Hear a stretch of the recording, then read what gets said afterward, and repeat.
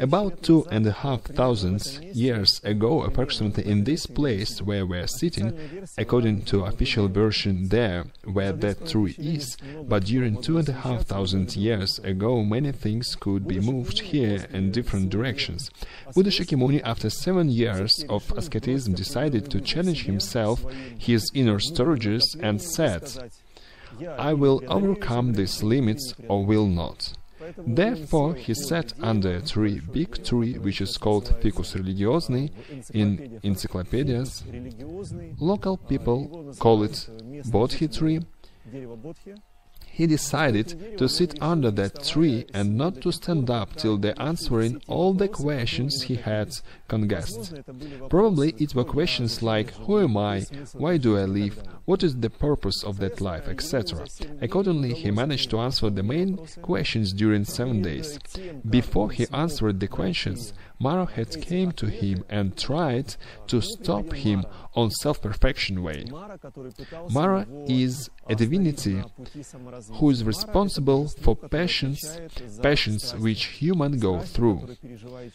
When a human experiences some extraordinary emotions and sensual pleasures, or something which sweeps off in his perception of the world, most likely it is external sources which motivates a human to empty his energy.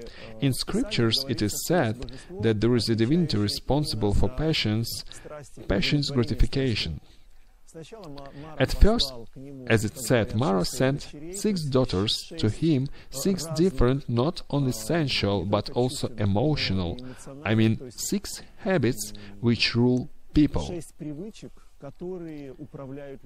But they were not able to provoke him for energy waste, for energy losing. Buddha kept self-possessioning. Then Mara sent all armies, all forces which he had to scare Buddha. Result was the same. Buddha wasn't frightened. After that, Mara came to Buddha himself and said, I will rephrase it in modern interpretation, "You are crazy. What are you sitting under the tree? You poor monk, look at yourself, who you are now."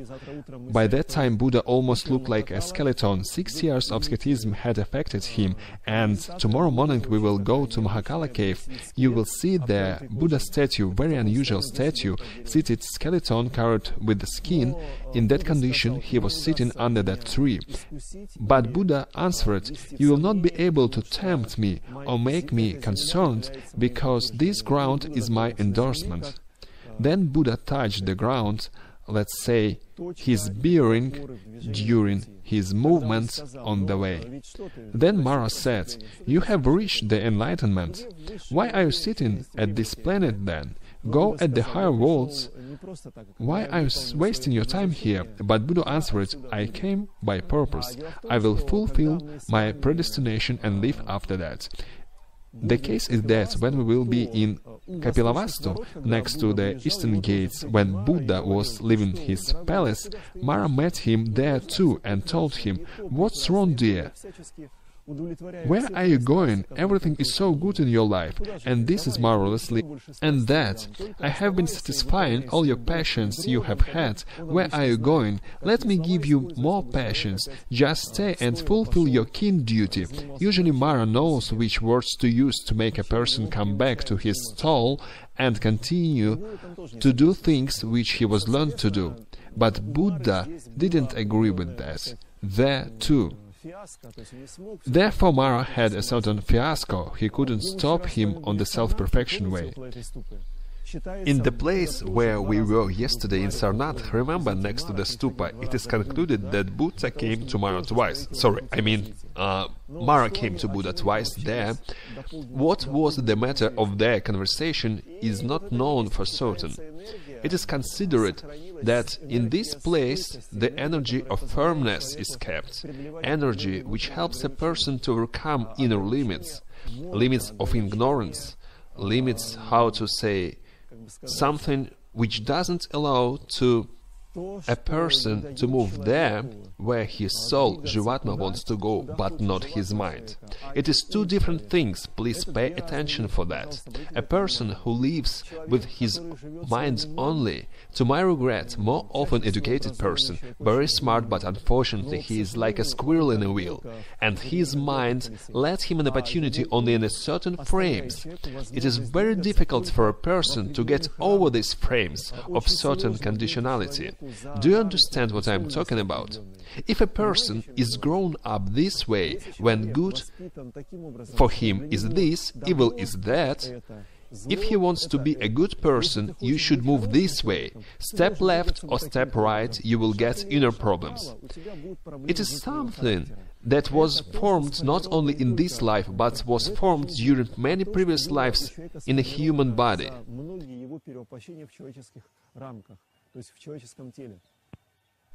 Accordingly, way of self-perfection allows to get over these frames of limits which were formed. Do you understand? To a certain extent it is important, because if you are a developed intellectual person, magnificent philosopher, but unfortunately philosophers do not succeed a lot in yoga. If you have huge knowledge about the world, it doesn't mean that you will be able to fulfill anything in that your life. It is very important to be at a golden middle. From one hand, knowledge is very important. From the other hand, the knowledge should be supported by practice. If you rely only on knowledge without practice, you will bog down in philosophic reasoning, in philosophic disputes. That is why important to try realize and practice any knowledge you have received. I mean to verify its own practice, whether it's true or not, is it illusion or not, try to find your own way. Thus, accordingly, these three bodhi helped Buddha to strengthen himself on his self-perfection way, and to achieve the level which Buddha had before his birth. Do you understand what I am talking about? When Buddha was born in this world, through getting the material form, he had to lose almost all knowledges he had. Yes, certain important things left deep inside him, but those things which were accumulated over there during his life in this world, they moved him away from his own essence. That is a problem of human life, huge problem. And divinity which reincarnate at this planet unfortunately forgets its predestination as well. If you read Ramayana, even divinity Vishnu had to forget who is he in fact when he was born here. It took many years to realize his way.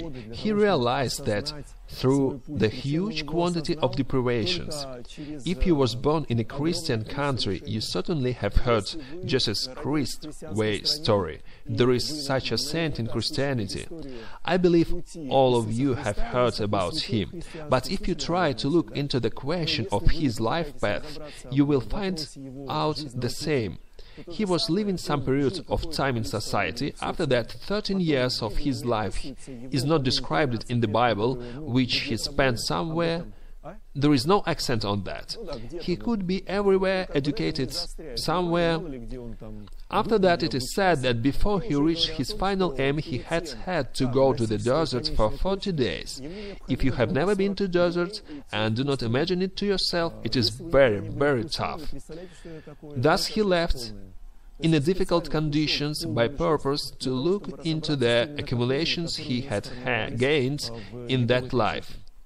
What is more, if you read biography, as they are called saint people who were able to do something for that world, learn please in Christian conception biography of Seraphim of Sarov or Sergei of Radonezh, they had ascesis all the time, as well during their ways. They didn't indulge pleasures. They tried to live economy. Pay your attention. In a certain extension it is important, because those people who are trying to live, as it said, on a large scale, taking everything from the life, getting pleasures, in that perspective there is an interesting film where dark glasses help to see ad banners. Who remember the title of that movie? They Live. Yes, interesting movie. It was filmed in 1989, yeah, probably very old, but the plot of the movie is quite the same. The planet was occupied by some creatures, and the creatures made an illusion for people.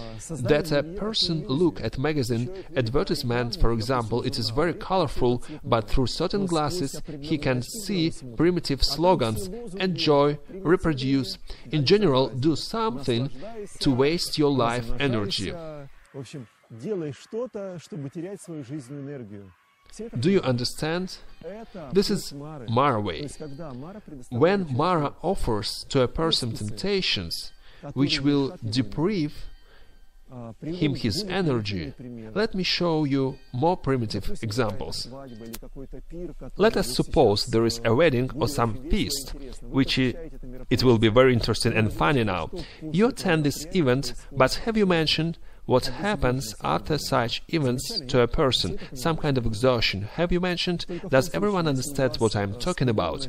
Only in case you have an inclination to... It is a difficult topic. I don't want to touch it, otherwise we will have to spend a lot of time on it. That person who organized the feast, he collects living energy of those who visit this feast. Do you understand? Wedding organizer gets the living energy of those who came on this wedding feast. Organizer of such event gets living energy, but those who came and were satisfied during this event, they gave their living energy. Is it clear? That is why sane people choose ascetic way, which helps to save energy of foolish and transform it in a wisdom for all living creatures good. Do you understand? Here, under that tree, it is considered special energy. It is not accidentally that Buddha came here. Accordingly to some scriptures, all previous Tathagats reached enlightenment at this place as well. It is considered that coming Buddha Maitreya will have to get enlightenment exactly in that place. For that part of our conversation, which were a little bit emotional, maybe you have some questions, additions, comments? Why it is considered that a person who organizes a feast gets all energy? Where this statement is coming from? Is it positive energy? Why did you decide that it is positive energy? It is positive only in the case if person can, through yoga practice, low-level energy convert to higher vibrations. He collected the energy, but what kind of energy did he collect? If it is feast, it means eating, enjoyment of flavor, and in the future it will lead to unpleasant things. If he keep this energy on a certain level, when he will start self-perfection way, he won't be able to control himself in nutrition. He will want eat so strong and so many that he will not be able to control himself. To collect energy is not a problem. Only in case if you will force yourself to practice, you will need to force yourself, as no one going to practice by their own will. Have you seen these unhappy monks who are sitting under the horns and experience decibels of that sound? Starting what time do you think do they do this? From 6 a.m. they are sitting there, if I am not wrong, correct? Do you think it is cool? Are they enjoying? Then why they are so obstinate, strange, why they are sitting there? Get accustomed by the end of the day. What is the sense of it, do you think? Yes, it is ascesis, and very cruel ascesis. Probably it is a cloister took out its monks and drilled them here to get all rubbish out of them this way. In fact, you can go and sit. You can do this tomorrow. No, not tomorrow, in Wednesday. You will have all day, not on Wednesday, the day after tomorrow, yes, fortunately. The day after tomorrow, when you will have the whole day, try to do the following thing, to sit next to them and try to sit there as long as they do. Do nothing, just sit there. What's the complexity? Just try. That transforming energy they have this way, it is very strong ascesis. Sometime we came here on Madlan, which once a year huge events are organized by Karnapa. Sometimes they do it together with Dalai Lama. I believe 1,000 monks are gathering here from different countries, because this place is absolutely crowded with monks here. There is no place for a leaf to fall here. So many monks, huge amount, and they practice here from morning till the evening. They start at 5 and finish at 5. They have 1 hour lunch break or 1.5 hours, and in that day they are sitting, overcoming all difficulties which appears. In fact, it is very serious ascesis, which will force the energies which circle around you to leave you at yourself. Do you understand? These asceses, they are necessary for a person who is following self-perfection. Let's return to a question why a person who fulfills passions capture energy. It is truly how it happens. Not only feast, any passion you satisfy captures life energy. I will illustrate it for you. To my mind, in Aishali, there was a woman, as it's called, not Apsara. What name of this woman? Woman who courtesan, yes. Woman who entertained the society. She does everything what guests who came to her like. She can play on some musician instrument, sing songs, tell beautiful stories about everything she knows, satisfy other guests' passions. But she is satisfying passions. Does everyone understand it? But to my regret, by the senility, such person collects large quantity of passion energies.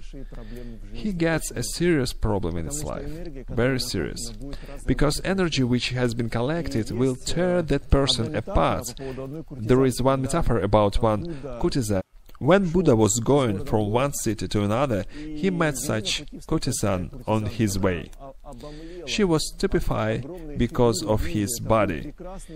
It was beautiful man in his heyday, as it's called. She ran to him and told, "Oh, my beloved." She saw him the first time in her life. "Oh, my beloved man, how long have I been looking for you? Let me hug you." Buddha calmly looked at her and said, "My beloved, why should we make haste? Let's check our feelings first. Wait some time. We'll see what will happen. A year later we will talk about it with you." She understood and calmed down. Many years passed after that meeting. Buddha was sitting in some ashram and narrating a lecture, and suddenly he stopped and said, "Oi." To put it more precisely, he didn't say "Oi" because Buddha was incredibly rational in his words, so he told, "My disciples, wait for me for a minute. My beloved is calling me intensively. I have to go to her." Everyone was stunned. Which beloved? Beloved by Buddha. It was incredible. They were in a shock, but still they followed him. Buddha came to the outskirts of some city and found that woman who was trying to hug him. She looked terrible. She had sinister diseases, her body was decomposing. He came to her and told, "Thus, my darling, you've seen the opposite side of the life. You are able for development now." He called best doctors which he had among the monks and said, "Can you cure her?" They observed her and replied, "If we will have such time and such ingredients, we will cure her completely." He asked them to do that. They cured her completely, and in some time that woman, practicing a lot, became on a level on sane person. She was able to transform her energy due to strong ascesis and to get to the high level of enlightenment. This life says that people which fulfill their pleasures in youth, they don't reach anything in their lives. If you meet drugs and alcohol in youth, you know how their lives develop. I'm sure you are in the know. All passions which are around a person, as soon as person devotes himself to these passions, he gets nothing good at the end. Only in case if a person is vampire, bad words.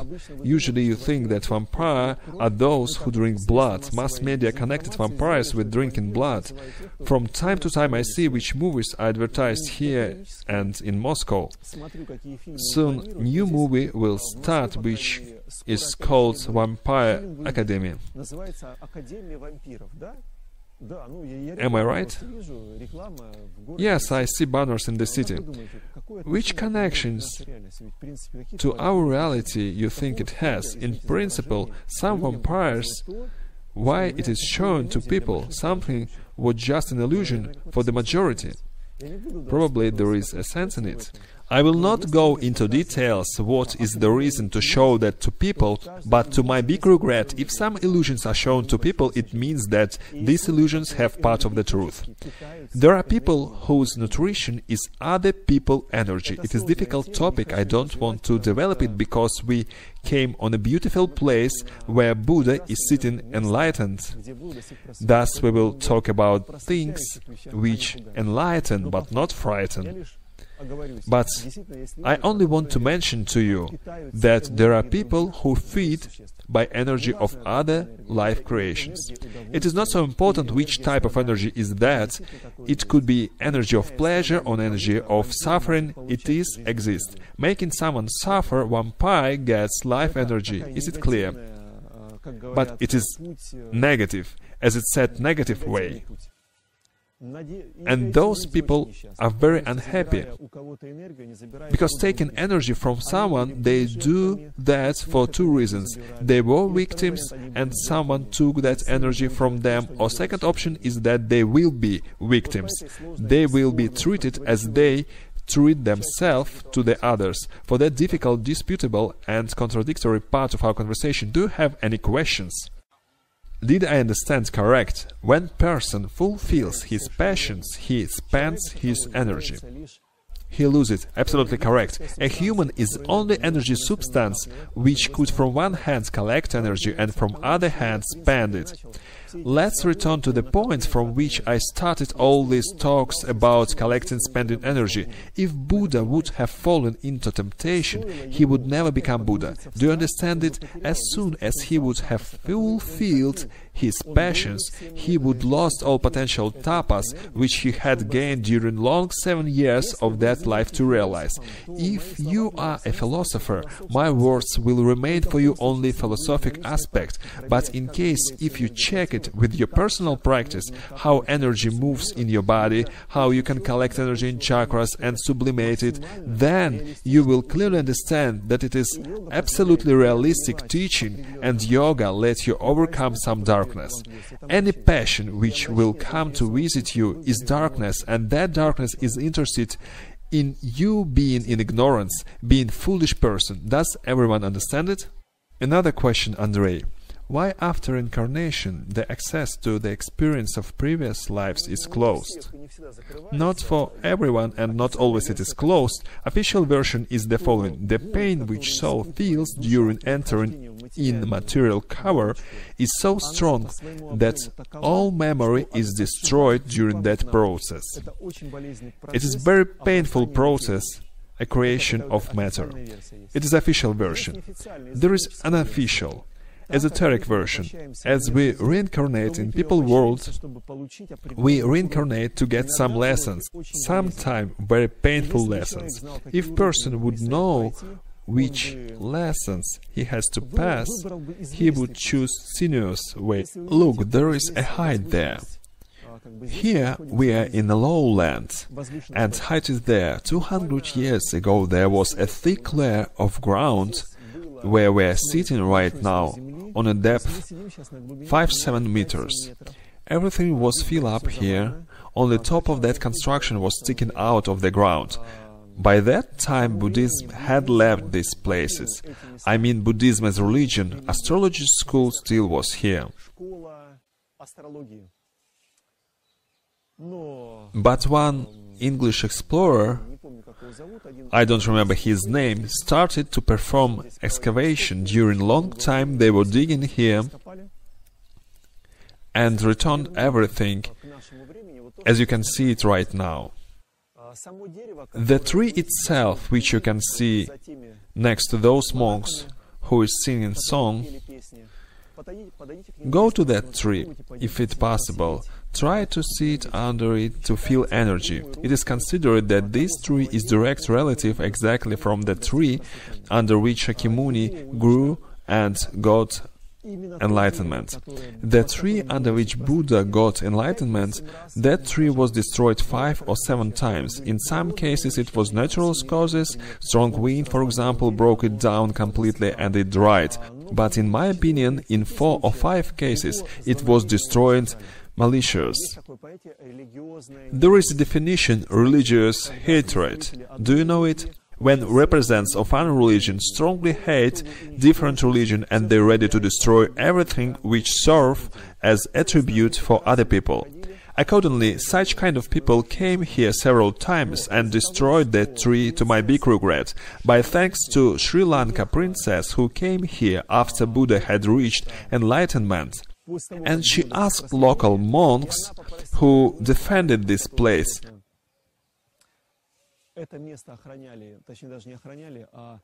Precisely, they were not defending it, but was looking after this place. She asked for a spout of that tree and brought it to Sri Lanka. She planted it, and it is considered that more than 2,500 years this tree is growing there, brother, you could say, or son, in general, close relative in tree hierarchy. Accordingly, each time when that tree was destroyed from the tree in Sri Lanka, a spout was brought back and such branchy tree was grown from it. First attempt to destroy this tree was 200 years later. There was a kind named Ashoka. It is considered that he was very bloody. Few thousand people were killed in his bloody battles. If you look at the current rulers in different countries, they destroy millions of people, but not directly through hot wars, but through drugs, through alcohol, cigarettes. Huge amount of people are being killed. Does everyone understand it? That is why on their background Ashoka is the holy lamb, but some historians consider him as a bloody tyrant. I am not agree. In his battles, which he initiated, only several thousand people died, but after that he saw that so many people were dead. He thought, how is that? It is not right that I am reaching my targets at the expenses death of other people. He started to think on that topic, and at the end of the day he met Buddha teaching. One of the concepts says that in Ashoka time there were monks who personally had seen Buddha, who had heard Buddha's teaching. To some extent it is important. Therefore he reached them, got inspired, realized his way he needed to move. In general, he started to learn that topic. When he came, I'm sorry, exactly in that place before he met the monks and before he got the enlightenment exactly on the base of attempt to destroy the tree first time. He came to the tree, ordered to the army to collect many dry firewood. This firewood was placed around the tree and made a huge bonfire and lit it. When the fire started to touch the trunk of the tree, everyone saw that the tree started to beam a very bright light which level covered the firelight. Then Ashoka realized that all these stories about Buddha is not a fiction, but something serious, and he decided to grasp in it. He ordered to demolish and to extinguish the fire. The tree was saved, and then he started to search for monks who had seen Buddha and, as it is called, to hear this teaching from the first hand.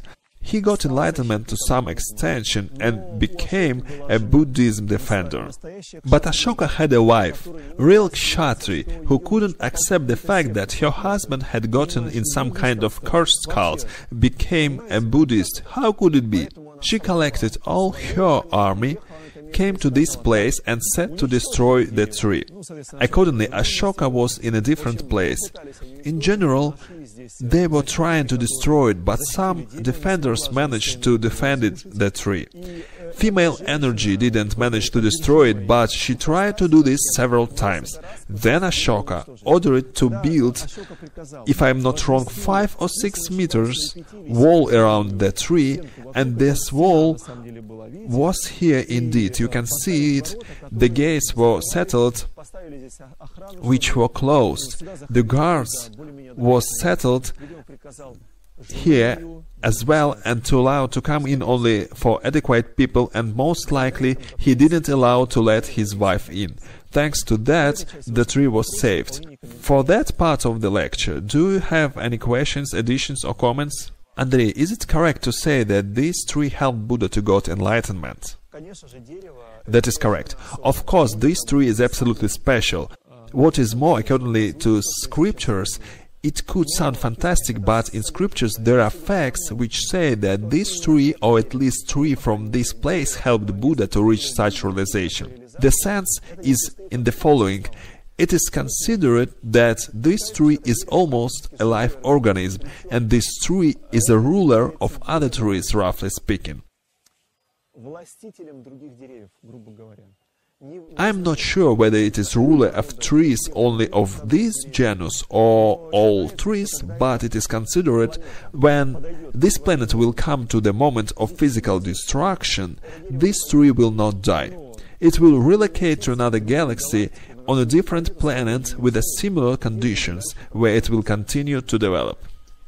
Is it some kind of energetic substance? Yes, it is like a huge helper for any person who stands on a self-perfection way.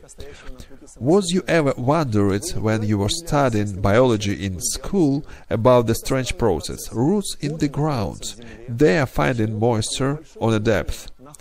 Not everyone knows that there are trees with lengths of their roots 2-3 times longer than their top. It means that it is main part of the tree is under the ground, but only small part of it is above the ground, as with icebergs. Very strange process. Gravity pulls everything down, but in trees life energy and juice is coming from root to the top. Do you understand? It means that energy movement is coming from roots to the top.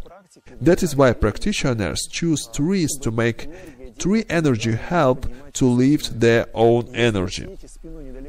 If you are sitting with your back towards to a tree, tree energy coming up helps your energy to come up as well. Indeed, there is such definition. If you read scriptures, often in Buddhistic scriptures said the following: when a practitioner will take grass and sit under the tree of way, how to say, a person who faced such words first time, he doesn't understand what is the grass, why should he take it to sit under some tree of way, what is it about, yes, but the grass kusha or carex, it is considered one of Vishnu reincarnations, when he was cursed. One woman divinity cursed him, indeed. That is a fact, and some Vaishnavas should know that. Okay, never mind, we will not talk about disagreements. But once Vishnu helped Shiva to whip one demon.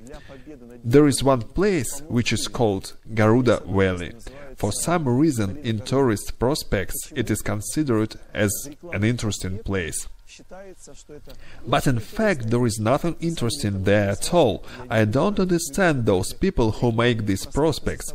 I have an assumption what kind of people they are, which specific interests. But there is nothing to do there for a normal person, because there are very strong shami smell. Shami, do you understand?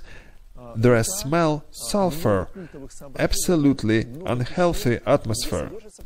River, many cult structures, many caves where strange bones and skulls are stored for some reason. Some exciting people who like to collect bones there. Okay, we will not talk about sad things. The sense is the following. Many thousand years ago on this planet there were one outstanding demon who practiced yoga and reached unbelievable powers. This demon had riotous wife who didn't commit any act which could spurt her honor, woman who had gained enormous quantity of woman energy.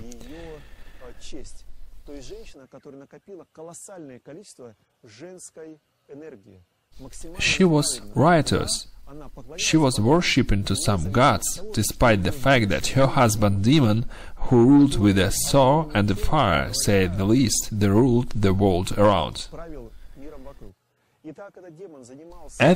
As this demon was practicing yoga on a very mature level, he managed to develop such characteristics which were out of limits of majority of the people.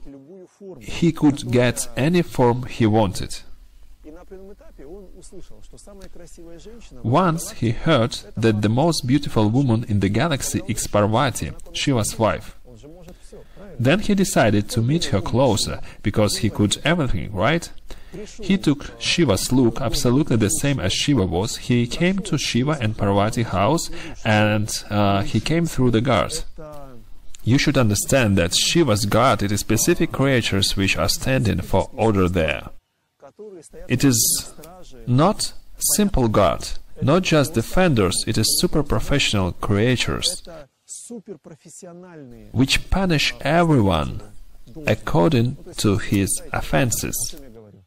You can imagine whom am I talking about.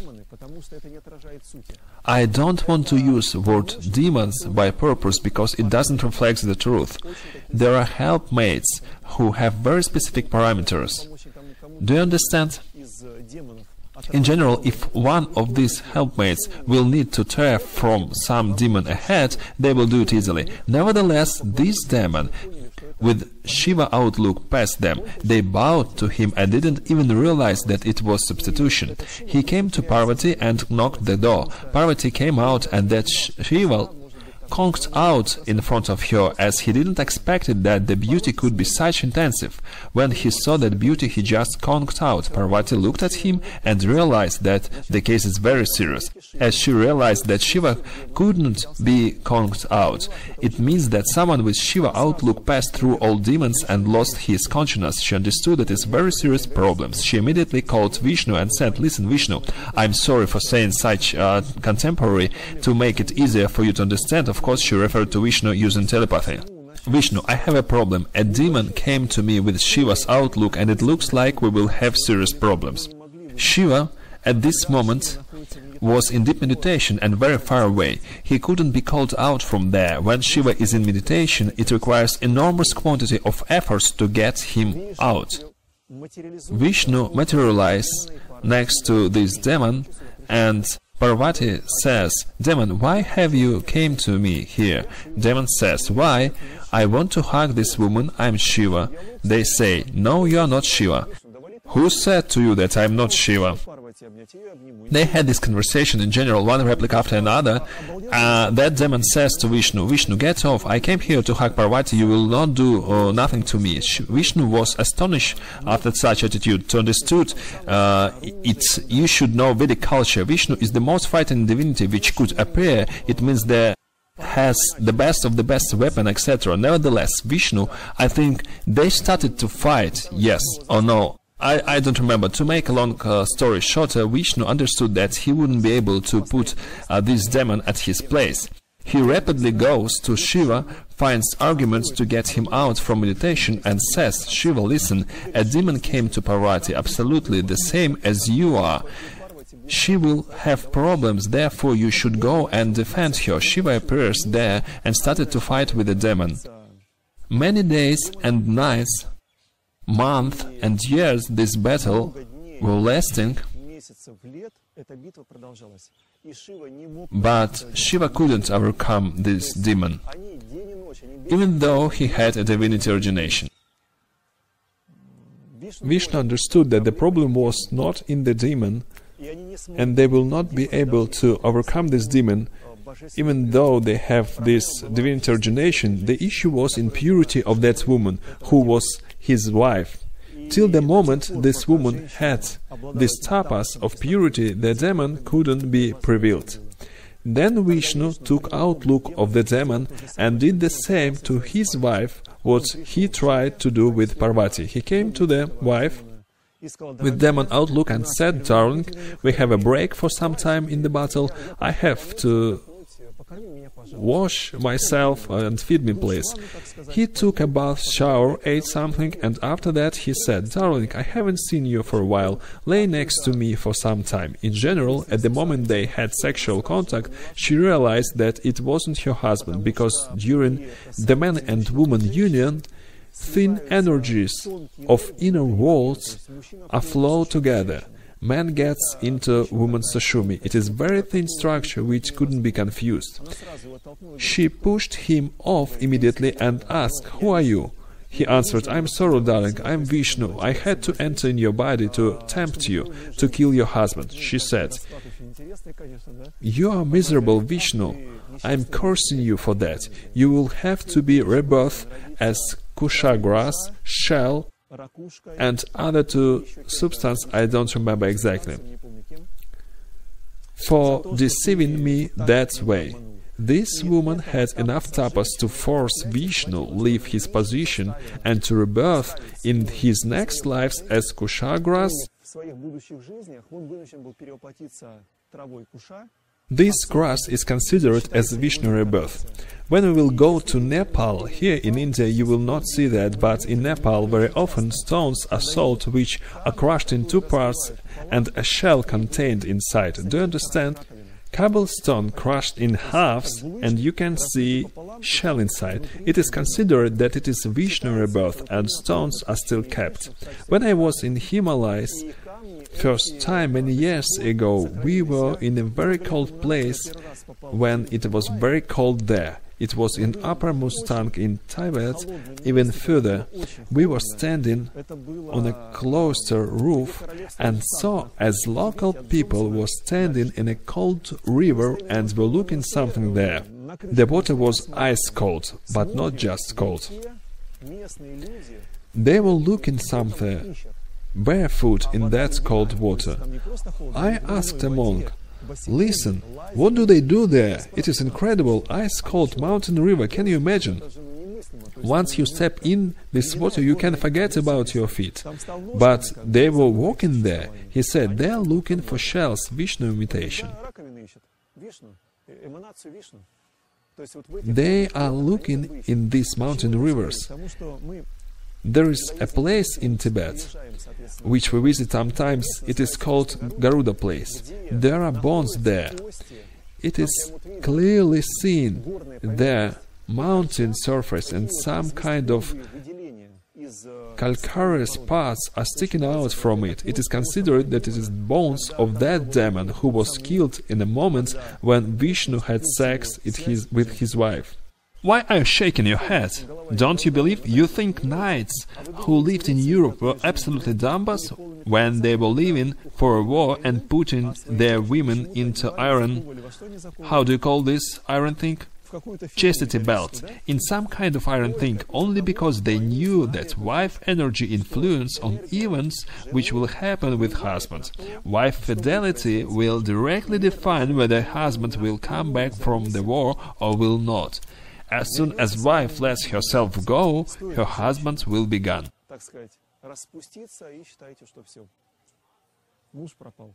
The woman curse happened despite the fact that Vishnu was such strong divinity?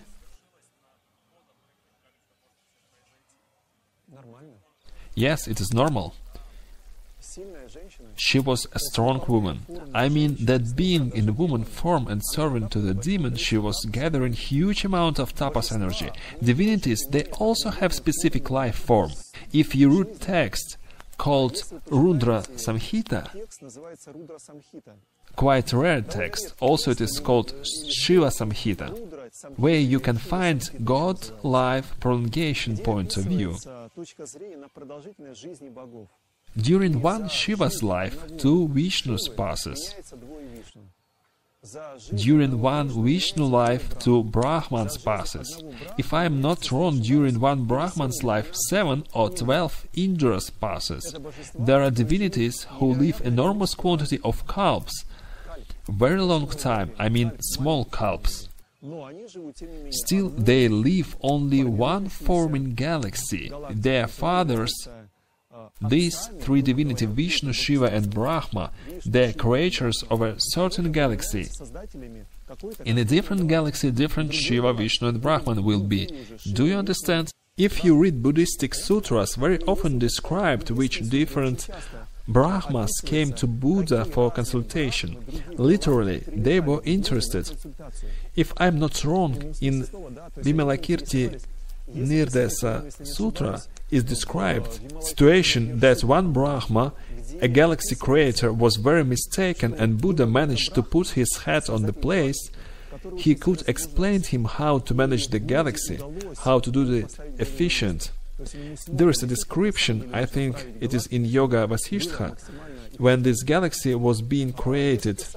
Shiva, remembering consequences previous creations, Shiva still remembered that Vishnu and Brahma, they appeared again, they were renewed, but Shiva still remembered what would be the final of planets, where they were trying to implement beautiful life form and great planets, where everything's supposed to prosper and thrive. He remembered how was it ended last times. Then he told to Vishnu and Brahmans, wait for me here, I will get into meditation and will try to find a way how to minimize problems of living creatures, not only people but also divinities.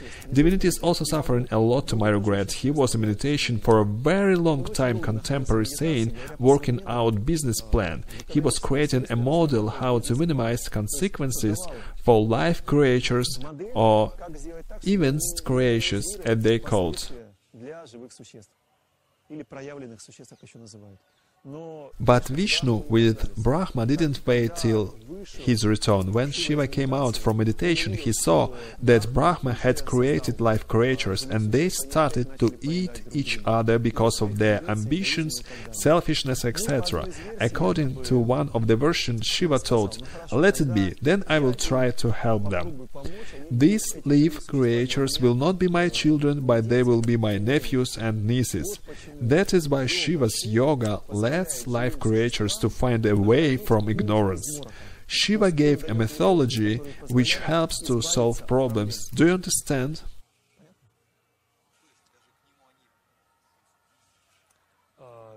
Vishnu, Brahma and Shiva is triple appearance of one energy, which starts galaxy development, makes creatures, souls, collects experience. Read Yoga Vasishtha. There is interesting place there. It is that in this life, for example, Brahma, in this galaxy, where we materially exist, Brahma became a creator, father, but in different their incarnations, they could change their roles. Sometimes Vishnu created a galaxy, was the father, sometimes Shiva, different cases. That is not dogma that Brahma creates a galaxies. Why I am focusing your attention on that? There are various books which have some dogmatism. It is said that Brahma is a creator without options, but it is not considered there that it could be many galaxies and many Brahmas. Do you understand? Answering your question, Buddha Shakyamuni is not an absolutely correct title. His post rank is Tathagata. Tathagata is his title. Buddha is simplified, awaken. Someone who awake from wraith, ignorance, and there are many such people. I should say about that, any saint person is Buddha, is awakened. He lives not for his own selfishness, not for passion satisfaction. Any awakened, what does he start to do? Problems of other people. Have you ever mentioned it? Any sane person is helping others to overcome their limits. Does everyone understand it? Person who is materialist, who is bonded with passions, he lives only for himself. Therefore, Buddha is existing out of this paradigm, out of any space and time. He has relates to the reality only in case if some his disciples from the previous lives gathering together and need for his teaching, he incarnates there and give them this teaching. That is not his target. He has no interest in that. That is why he is called Tathagat. In translation, someone who came without a reason or someone who goes without a reason. He goes out of time and any space out of willing to be. It exceeds many other things. When we will be on Gridhahutra mountain, I will tell you in few words about the Good Dharma Lotus Flower Sutra. There are very curious things in it. For example, Buddha had to stop the time, allowing all creatures who wished to listen to his quintessence of teaching could be there. That is why it is considered that Buddha is still above the Gritahutra in thin reality on the sky. Could we say that he is divinity? How to classify? Yes, I understand your question. From the religious point of view, if there is a religion, there must be some divinity to which this religion is worshipping. Is it correct? That is why Buddhists say there is no God. Few minutes ago I told you that from Shiva, Vishnu and Brahma points of view, they do not exist, because during one Shiva life 2 times they are changing. Do you understand it? Brahma, even Indra is a divinity for some cults. That is why, my friends, read original sources, texts, and on the first stage you will be able to do your own conclusions. But in fact, there are scriptures in which said that divinity, they live limited life as well. Complicated theme. That is why Buddha, he is out of these definitions. From one point of view he exists, God, from the other he is not. It is described when Ananda was sitting next to Buddha and one man came to Buddha and asked, "Buddha, does the God exist?" Buddha said, "Yes, the God exists. Follow your way to the God." During the lunch, another man came and asked, "Buddha, does the God exist?" Buddha looked at him and said, "No, there is no God. Try to live out of any conception." In the evening, the third man came and asked, "Buddha, does the God exist?" He said, "You know, both statements that God exists and doesn't exist are wrong."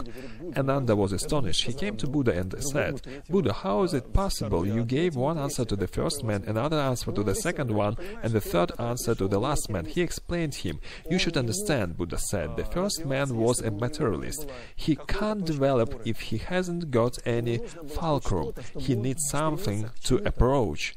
Therefore, I told him that, in fact, the God exists. Indeed, Brahma exists, isn't he? This person will worship to Brahma, for example, and he will get a high-quality energy from Brahma, his creator, during the concentration at least. Is everyone agree with that? Do you understand? Another man who came, he was a fanatic. Due to his fanaticism, he could do a lot of foolish things. That is why Buddha stopped him and tried to give him an opportunity to find his own way out of religious fanatic conceptions. The third one who came to Buddha, he probably could find the sense. That is why Buddha told him, "If there is no God, you still should continue your search. Maybe you will be able to find your own way. Because if you read all the Vedic scriptures, you will find out that every one of you has the same part of divinity as Brahma has. All of you are derivatives from the same starting point. The difference between the people is caused by the fact that every person is on their own level of development and different experience from the previous lives. Yesterday we discussed why so many people couldn't perform self-development. Do you remember why it is much easier to live another lifestyle? Exactly because of the fact that if person was gathering tough karma during his previous lives, for example, committed murdered, for example, weak creatures. Let's suppose if that person was born in a country where hunting is considered as a cool occupation. People are going to a forest and kill unprotected animals. It is very cool to kill an elk. Elk is walking through the forest, or fox is running behind a hare, or to kill a hare, for example. We will take a handgun and will shoot at it. We are very strong and cool. Just imagine a man lives in the previous lives and were killing animals. They kill these animals not for food, but for interest. I read on one Slavic forum recently the following conception, where were two conceptions considered: vegetarian and killing animals on a hunting. Some person wrote there that he was hereditary hunter. My grandfather was hunting. It is an art. You are just losers. You don't understand. Indeed, it is an art to follow and to shoot at a bear and to kill him. He wrote not about a bear there, but about other smaller animals. It is an art, and when the time comes, I will teach my children this art. You know, it's senselessly to argue with such people. Probably he is like a warrior and can't understand anything. I wrote to this man, listen, if you shoot a bear on the next hunting when you are teaching your son, it could be your father, yours, son, grandfather. Will you teach your son how to kill your grandfather? Don't you think that exactly this scenario could happen? Because from karma points of view, the cruelest conditions happen with those who made pain to others without thinking.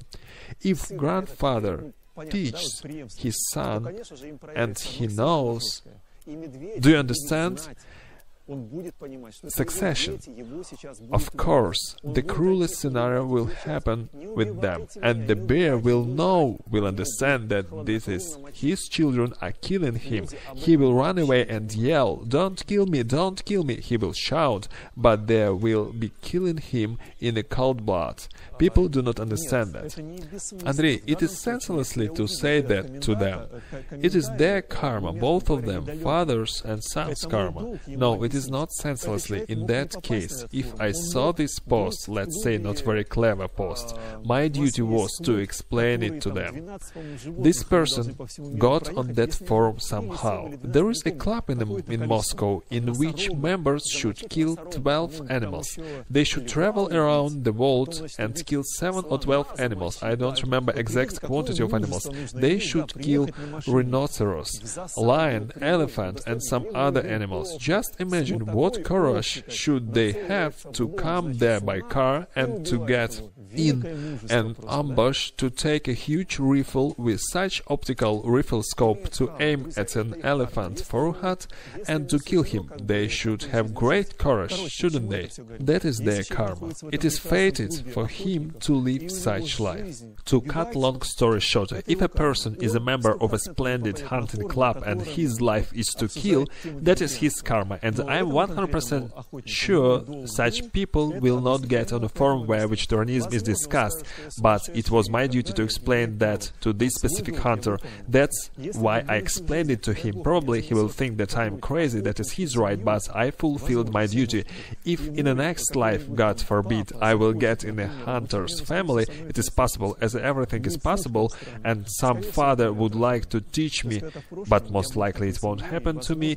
The world is too strange. Most likely it's my reflection. I mean, somewhere in the past I was in such family and probably something was changed after such conversation. Probably can energy be changed somehow? There are rough energy and fine energy, thin energy. Fine energy allows person to live a creative life. For example, the example will be coarse one but intelligible. Some hair leaves doesn't disturb anyone. Great hair who has own businesses in the forest. Sometimes it comes to visit you and you stroke him and say, "Oh my good hair, you are so cute, such fluffy, children play with him." Yeah, this relation between the hair and the person are fine, thin relation. They are not rough. Do you understand what I'm talking about? A children or person doesn't have a desire to stitch with the teeth into the hair's fell and tear him apart. But let's consider another creature which approach to the fur, for instance a fox or other predator or someone else, or even a man who is starving. And the hare is coming closer to him. What this person will do with the hare? He will tear him apart, even with his hands only, most likely. What is the difference between energies of those who tear him apart from a person who stroked him? Do you understand that they have different energies, which allow them to behave differently in a society? Am I right? That is why it is said that there are rough and fine energy. I wanted to show you another more brutal example, but I will not. There are certain reasons which do not allow me to show you this example, because there are people who commit wild things which are astonishing. Does it mean that rough energy should be transferred in a fine energy? That is yoga and ascetics' purpose. The same story when Serafim Sarovsky was standing on a stone, or was it someone else? What the man was doing? It is amazing life description of a sane person who lives from a yoga point of view as a real yogini. From the morning till night, suppliants were coming to him. They were asking grace from him or an advice, doesn't matter, but they were sharing with him huge quantity of problems, questions. Every day he had to receive a group of visitors. What did he do during the night? He had to practice ascetic on a stone, because it is impossible to cope with contact so many people without ascetics. And if you look how sane people were living, they always were practicing ascetics. Buddha Shakyamuni, despite the impressive characteristics he had, each year he was leaving everyone for 3 months. It was an important part of his personal practice. If he had only communicated, he wouldn't have coped with it for a long time. That is why each year he needed to leave everyone for 3 months, and often he asked not to tell anyone where he was, not to be disturbed. I will show you an example which siddhi he had. It is not a popular story, only few know it. Once Buddha lived to a remote village with his 2 disciples to practice for 3 months. He was brought to a very remote place to be sure that he will not be disturbed. Buddha stayed there and told his disciples, "Come here to take me exactly in 3 months, we will go to another city." His disciples left them, and Buddha started to practice during 3 months in solitude. When 3 months passed and disciples came for Buddha, they came in that province and saw that a huge flood happened there, and the place where Buddha was left was under the water.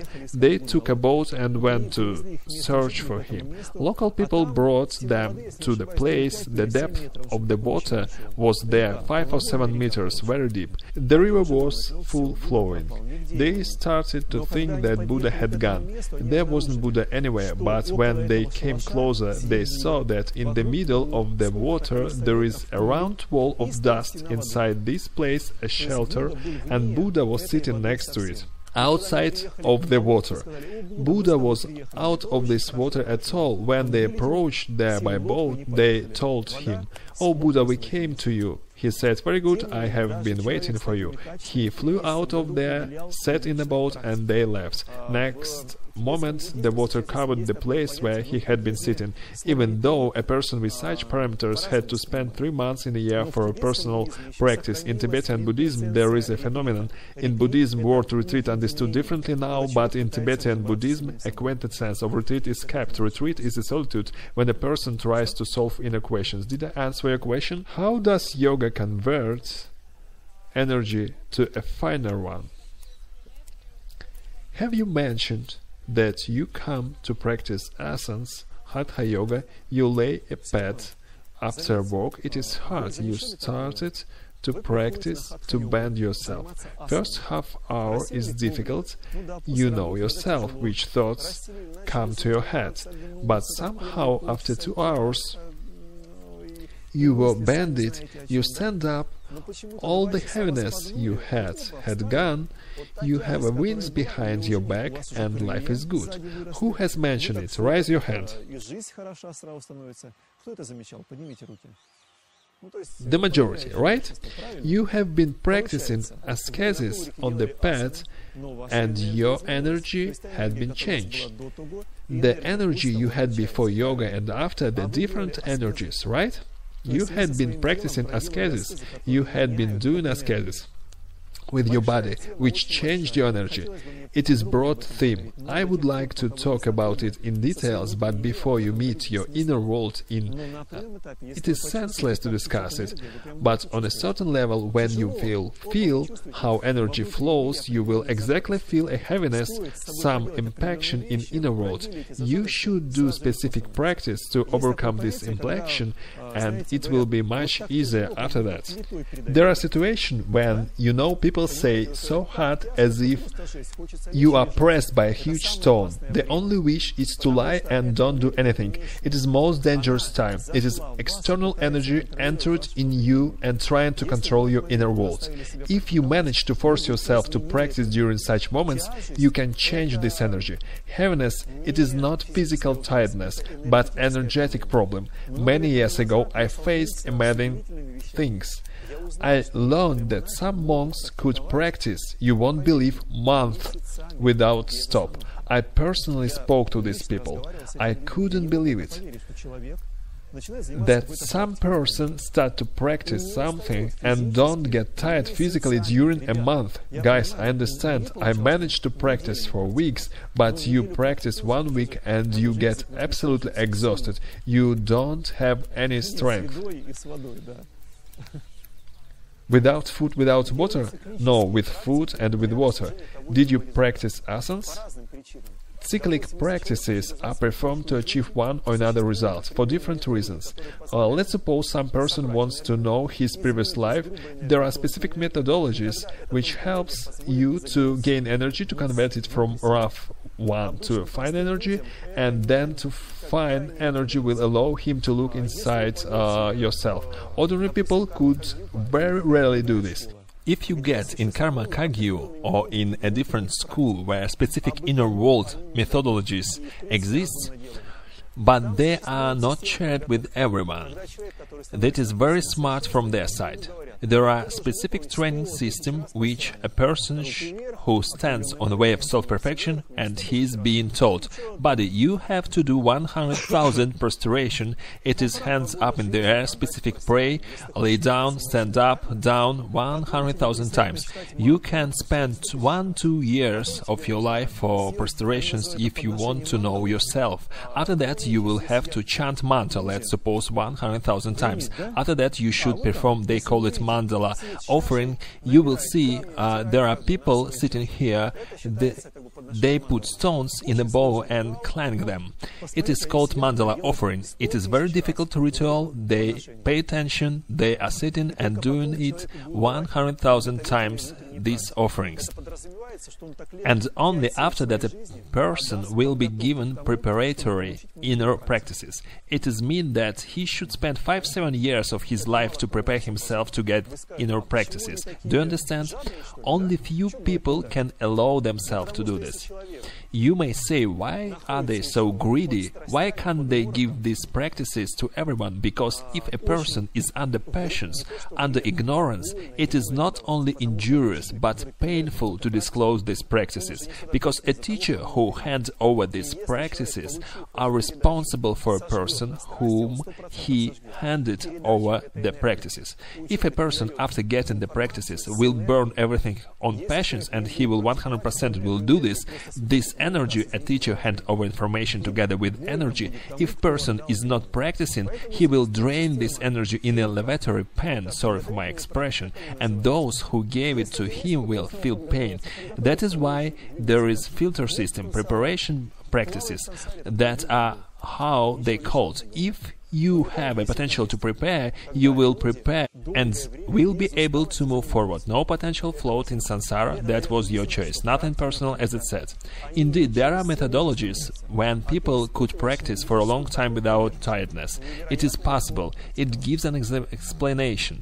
It explains why in some time you don't have to force yourself to practice, but you feel energetic support. It becomes easy to practice. It is one of conception, but I have faced with it, and I know people who have gained an experience on this way, and I have some experience myself as well. That is why I am telling it to you. When the transformation happens, there are situations when a person bears something for some time, but sometime later give it up. He didn't bear it enough, he didn't transform it, he made some effort, he saw a problem, but still he made a step back. You can read scriptures on Vedic theme. Are they crazy? Someone takes ascesis, sat under a tree and didn't stand up for that place such and such quantity of time, literally several years. What should such person do if he takes ascesis?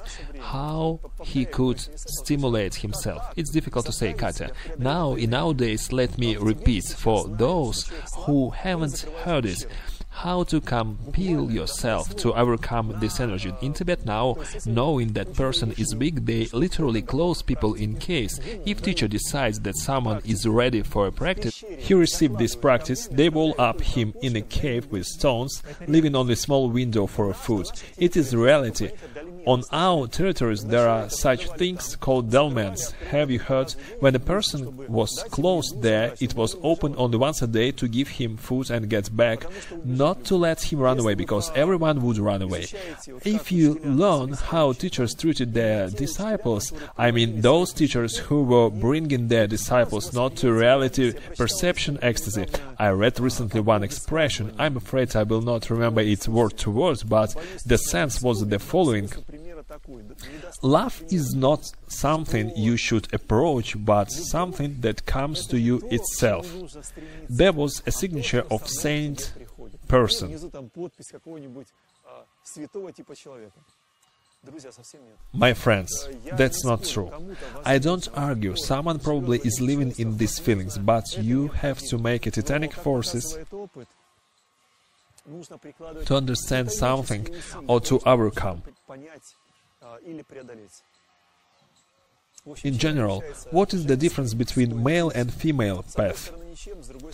From one hand, there is no difference.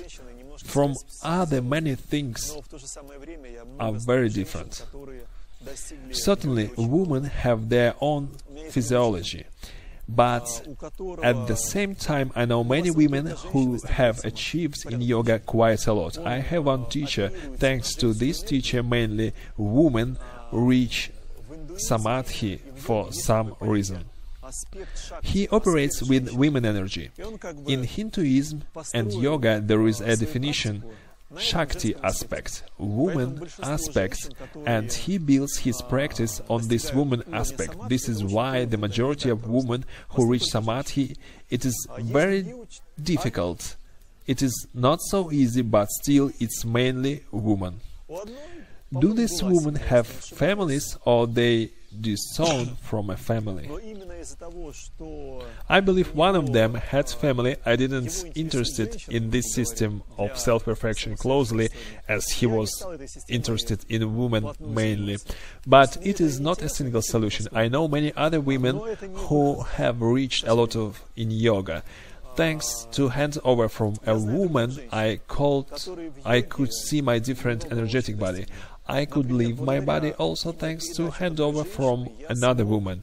The woman handed over me a methodology which let me look at myself from a different side. I saw, thanks to this methodology, that my physical body is literally saying a skeleton filled with meat and covered with skin. My substance, it is absolutely different part. The body is only a machine, it is fact. I understood something that I had always known. I am offering you, my friends, you should come in best case in Yoga Camp Aura in Eco Village. We have a proper conditions there for practice, thus try to practice there as far as it is possible. One more question. If I prepare some food for my husband and he likes it, does it mean that his energy each time flows to me and I should practice each time to convert this energy? Yes, you should practice. Listen, it is not bad. If you have a husband who is developing and who... Wait, let's discuss perfect situation. Let's suggest a husband who is developing, serving to this world. Have you imagined? I mean, he does something good. He is doing God's mission, leads the world to the best. Have you imagined? Let's suppose such person exists, and there is wife who is serving to him. He is following the God's will. the gods given him an order to do something. He does it, and there is a woman who helps him on his way. It means that part of the god's energy will go to her. It doesn't mean that it will be precious. If woman can help a warrior who stands defending a society, let's discuss a hot example. You know that in Ukraine the events are happening. Some people with a good will came to change life to a better one. As usually they called upon to one thing but got another. Okay, I will not continue. Now so many problems because of these comments in Ukraine, but at least you can clearly see there that there are people who really want to change life to a better one, and other who want to control the society. And to my regret, those who want to control society are winning now.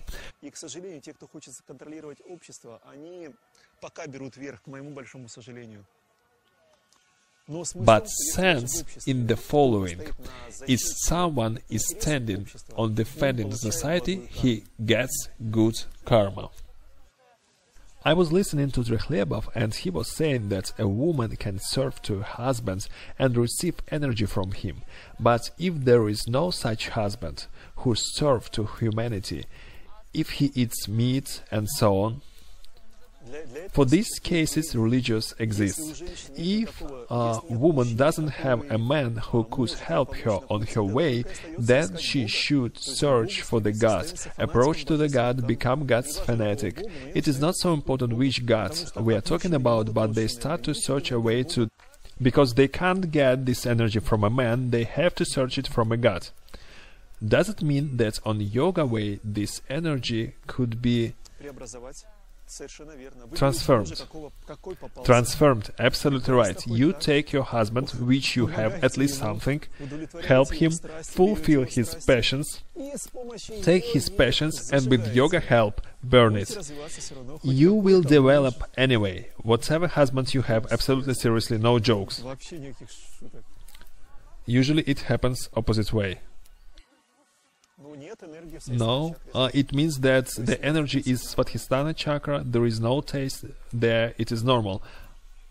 Hard to say, good it or bad. If there are two people who live calm despite the fact that they don't like taste of the food, it is not a problem. But if one person wants food, he would like to, but the other can't give it to him, then they have conflict between reality and desires. Then conflicts occurs. In general, fulfilled passions is foolish, of course. Let me show you a living example. Okay, I will not do this. Not to hurt your living position. Please tell us. Do you want me to hurt you? Make it painful. Make it painful.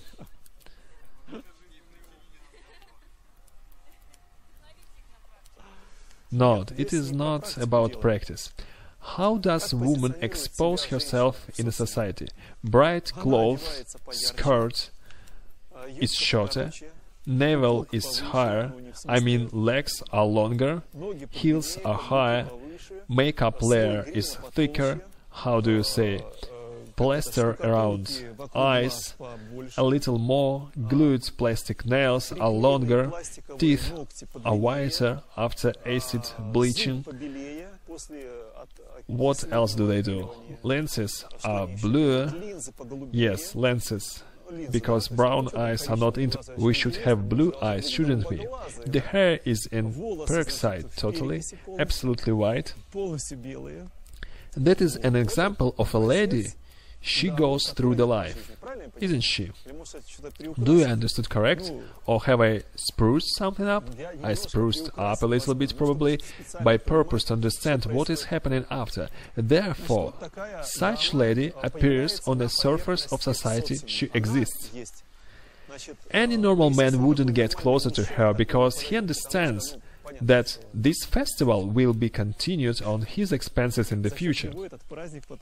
He doesn't want it. I am talking about normal men now. Who is paying attention to her? Someone who is feeling itch somewhere and wants something. They will stay around her and will tell, "Darling, let me embrace you." Am I right? She answers, my dears, I will embrace all of you, and you, and you, and you. I'm sorry for saying such rude, but it is such ideology. This woman needs this energy attention. They collect it.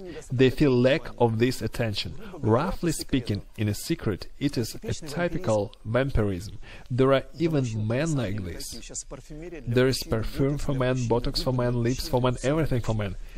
Haven't you seen men with Botox? There are already. Okay, let's stop. Due to the primitive energies, systematically everyone gets crazy. Please look at a true story of recent past. How many wars occurred because of this primitive energy? Due to this sensual love, people have huge amount of problem. Kill each other. Surprisingly, but it is true. Because they cannot do nothing with this energy. This energy is a disease, comes from one person to another. Here discord in a family, the energy goes to another apartment, there discord. From this family it goes to another, and to the third, to the fourth, and so on. It will continue till the moment this energy will meet more or less ascetic person on its way. Then probably, if he is more or less adequate, he will collect all it, and probably with his ascesis he will deprive the society from these gifts, so-called gifts, I mean. Do you understand it? Because no one can control this energy. Did you understand it? I'm telling it for so long because the biggest problem for this woman who is trying to expose themselves provoking way, it is a huge problem for themselves, but they don't realize it. In the future it will be much worse. In the future their legs will be shorter, their skin will be worse, and lips thinner, and everything what they are trying to improve will be worse. Do you understand why? In the next lives, of course, because in this life she takes something what could belong to her in the future, but she is already spent it absolutely stupidly, senselessness and prospectless. Is it like a credit? No, it is a debt. She will owe to the forces which would give it to her later. You should understand that they do it not because of their foolishness. Goddesses, for example, look like this. Thinner creatures, they are called apsars. They look like this. Thin, long legs, hands, beauty, lips, bosom, everything they need, they have it. But they are goddesses. Why goddess? Because they have gods. Gods have much more potential. That is why a god needs a goddess. She fulfills God's passions. She lives longer due to the god's energy. You ask what divinity does. The divinity is exploding worlds around.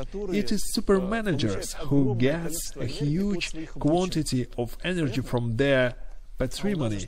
Do you understand? Who reacts on makeup? Everyone understands it.